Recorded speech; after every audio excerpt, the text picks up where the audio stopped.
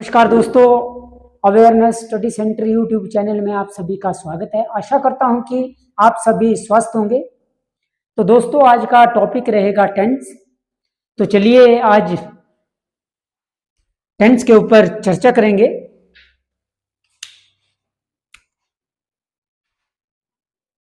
Tense tense tense का मतलब काल। तो मतलब कि टेंस और टाइम में दोनों में डिफरेंस है।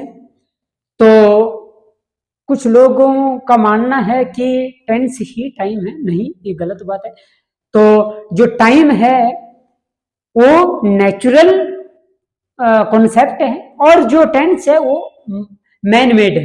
तो बोलने का मतलब ये हुआ कि टाइम को स्टडी करने के लिए टेंस को क्रिएट किया गया है।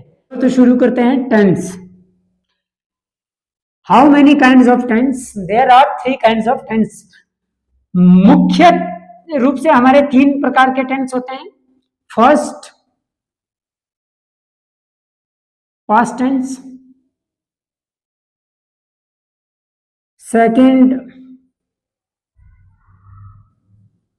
Present tense. Third, future tense. इन तीनों के 4 पार्ट होते हैं। पास्ट टेंस के 4 पार्ट होंगे, प्रेजेंट टेंस के 4 पार्ट होंगे और फ्यूचर टेंस के भी 4 पार्ट होंगे। तो टोटल की बात की जाए तो ये सारे 12 हो जाते हैं, 12 हो जाते हैं। तो मतलब चलो पहले हम चर्चा करेंगे पास्ट इंडेफिनिट टेंस की।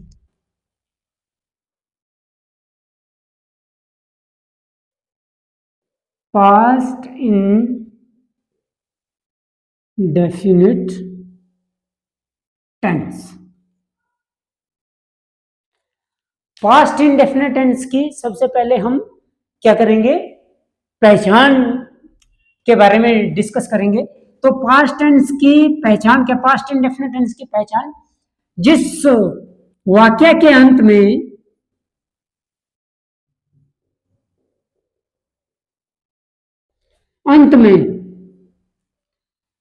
क्रिया के साथ, क्रिया मीन्स इंग्लिश में बात करें तो वर्ब के साथ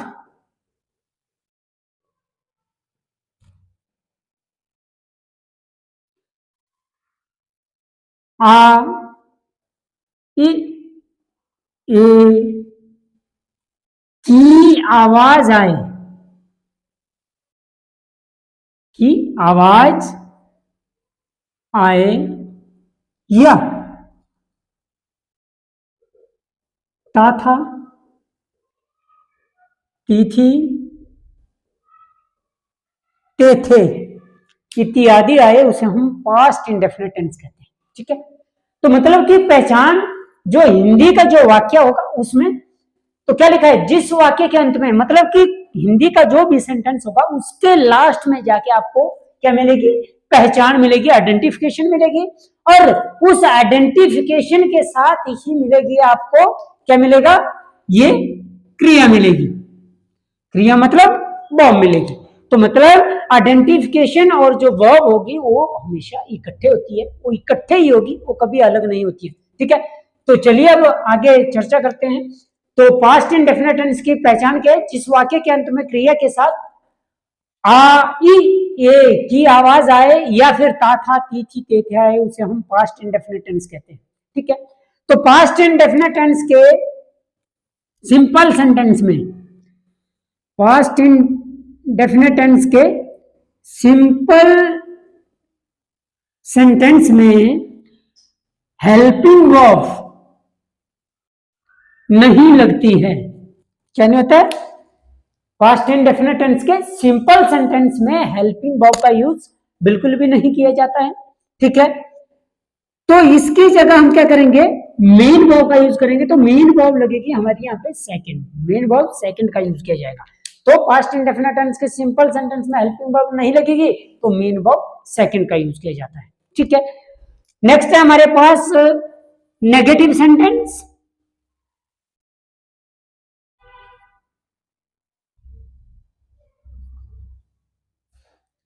थर्ड वन पे हमारे पास इंटेरोगेटिव सेंटेंस,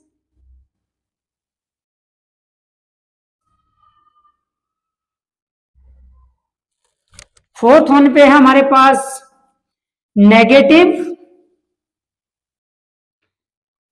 इंटेरोगेटिव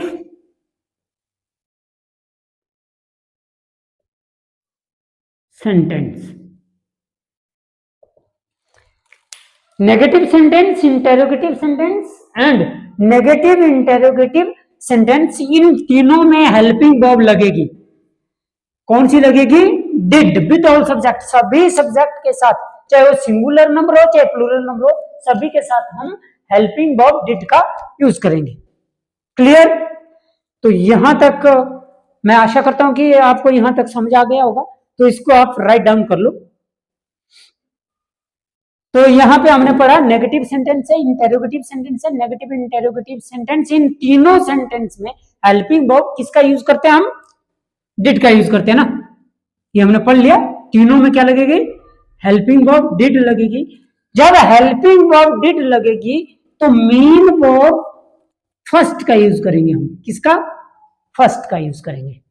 क्लियर? तो इसको आप राइट डाउन कर लो। अब करेंगे हम इसके आगे सीक्वेंस की बात, है ना।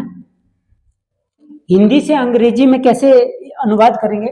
तो सबसे पहले अंग्रेजी के लिए हमें क्या करना पड़ेगा?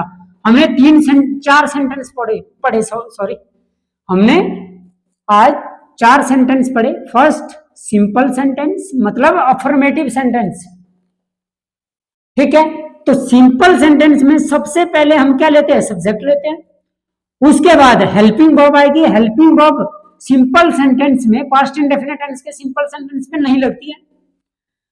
फिर मेन वर्ब आई, तो मेन वर्ब कौन सी लगेगी? सेकंड का यूज किया जाएगा।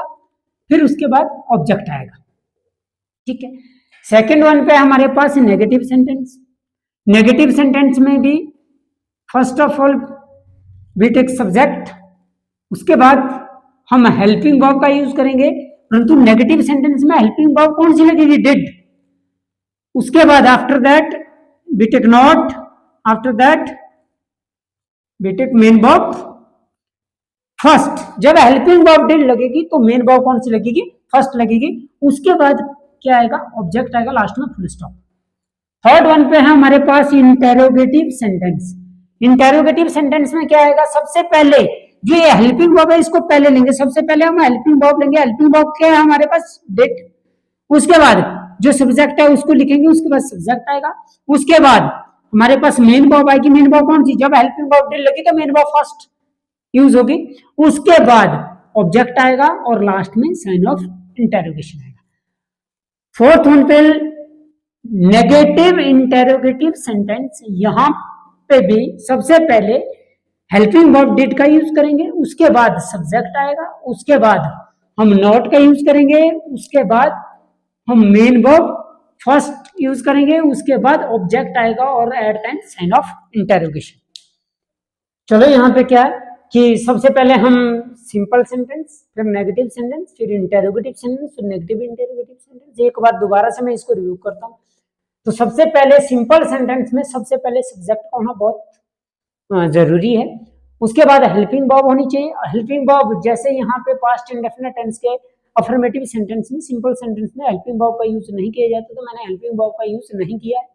उसके बाद मेन वर्ब सेकंड का यूज किया जाता है, तो मैंने मेन वर्ब सेकंड का यूज किया। उसके बाद हमारे पास आता है ऑब्जेक्ट। सेकंड वन पे हमारे पास नेगेटिव सेंटेंस। नेगेटिव सेंटेंस में भी जो सब्जेक्ट यहाँ पे है वही यहाँ पे लिखेंगे। उसके बाद यहाँ पे हेल्पिंग वर्ब लगेगी, कौन सी लगेगी? डिड।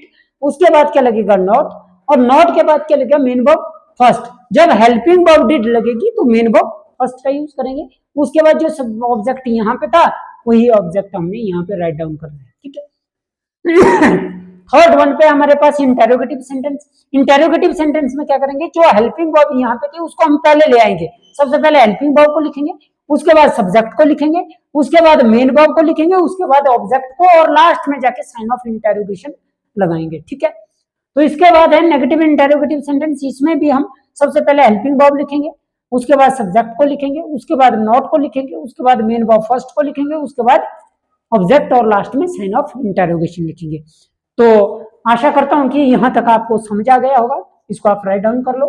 तो मैं एग्जांपल देता हूं फिर आपको, शुरू करते हैं। तो अब एग्जांपल के थ्रू इसको समझने की कोशिश करेंगे। तो यहां पे क्या है हमारे पास कि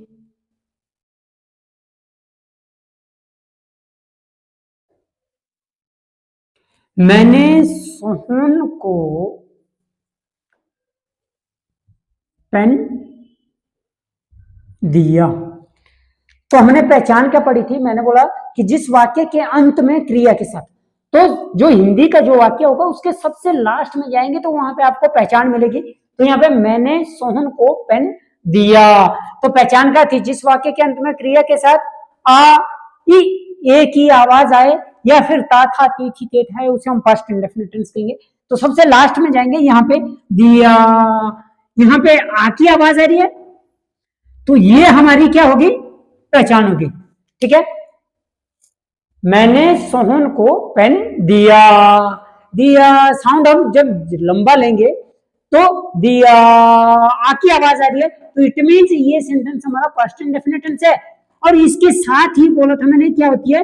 पहचान के साथ हमेशा क्या होती है? क्रिया होती है। तो ये पहचान सबसे लास्ट में पहचान, उसके साथ क्या होगी? वर्ब होगी। ठीक है, तो अब क्या करना है? यहां पे इसको हमने हटा दिया, ये तो हमारी पहचान है। अब बच गया हमारे पास ई की मात्रा को भी हटा देंगे, यहाँ पे बचेगा देना। तो यहाँ पे वर्ब बचेगी हमारे पास देना। ठीक है, तो वर्ब है देना।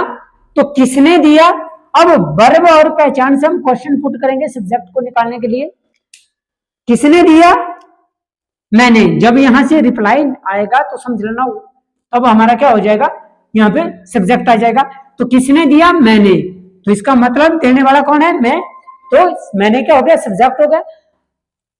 क्या दिया? पेन। क्या हो गया? ऑब्जेक्ट हो गया। किसको दिया? सोहन को। क्या हो गया? ऑब्जेक्ट हो गया। तो हिंदी में देखना है, हिंदी में सबसे पहले सब्जेक्ट आता है, उसके बाद ऑब्जेक्ट आता है, उसके बाद दोबारा से ऑब्जेक्ट है, ऑब्जेक्ट। ठीक है, ऑब्जेक्ट यहाँ पे 2 भी हो सकता है, 3 भी हो सकता है, 1 भी हो सकता है।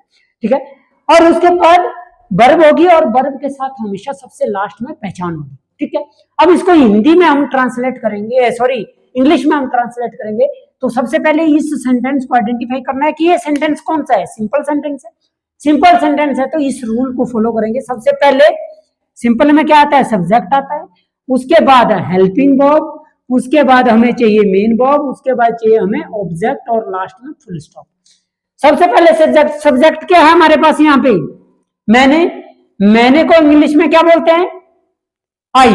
तो सब्जेक्ट को, हिंदी का सब्जेक्ट है तो इंग्लिश का भी सब्जेक्ट को सब्जेक्ट की जगह लेना है, ऑब्जेक्ट को ऑब्जेक्ट की जगह लेना है, मेन वर्ब को मेन वर्ब की जगह लेना है। अगर हेल्पिंग वर्ब है तो उसको कैसे यूज करेंगे? ठीक है, जैसे रूल है वैसे ही करेंगे। तो सब्जेक्ट है मैंने, मैंने को बोलते हैं आई। हेल्पिंग वर्ब सिंपल सेंटेंस में नहीं लगती है, मैंने छोड़ दिया। मेन वर्ब यहाँ पे कौन सी लगी है? सेकंड मेन वर्ब है हमारे पास देना। देने को बोलते हैं गिव, सेकंड फॉर्म हो जाएगी गेव। I gave. अब किसको दिया? सोहन को।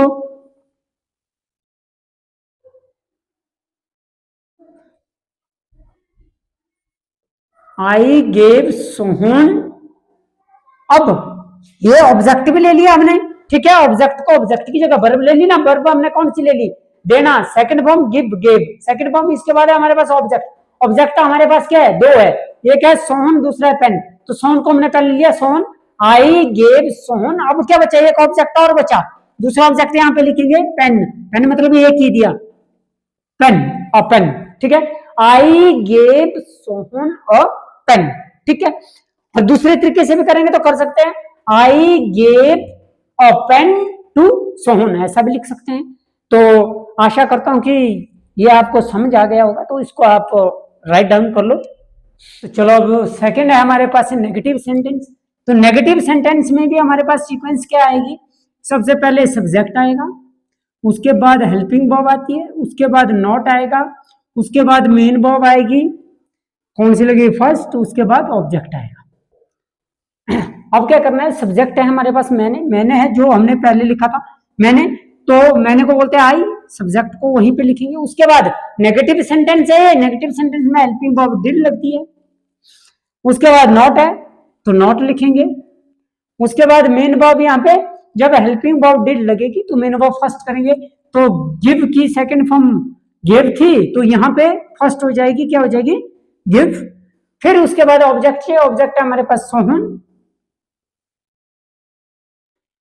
फिर ऑब्जेक्ट है हमारे पास पेन और पेन, ठीक है। नेक्स्ट है हमारे पास इंटेरोगेटिव सेंटेंस। इंटेरोगेटिव सेंटेंस में क्या होगा, सबसे पहले हम क्या से शुरू करेंगे, क्या हिंदी में क्या मैंने सोहन को पेन दिया। तो यहां पे भी सबसे पहले हमें हेल्पिंग वर्ब लेनी है। हेल्पिंग वर्ब क्या है हमारे पास, जो यहां पे थी वही हेल्पिंग वर्ब हम यहां पे लेके आएंगे। तो क्या आएगा, डिड। उसके बाद चाहिए हमें सब्जेक्ट। अब सब्जेक्ट क्या है हमारे पास, आई, ठीक है ना। जो सब्जेक्ट यहां पे है उसको यहां पे लेके जाएंगे, आई। इसके बाद चाहिए हमें मेन वर्ब। मेन वर्ब कौन सी है हमारे पास, फर्स्ट। तो फर्स्ट क्या है, गिव। उसके बाद चाहिए हमें ऑब्जेक्ट। ऑब्जेक्ट क्या है हमारे पास, सोहन। तो सोहन। उसके बाद दूसरा ऑब्जेक्ट है अ पेन। यहां पे हमारे पास दो दो ऑब्जेक्ट हैं। लास्ट में साइन ऑफ इंटरोगेशन, ठीक है। तो यहां तक लिखा ये समझ आया होगा, तो इसको आप राइट डाउन कर लो। लास्ट है हमारे पास नेगेटिव इंटरोगेटिव सेंटेंस। यहां पे भी क्या है हमारे पास, क्या मैंने सोहन को पेन नहीं दिया।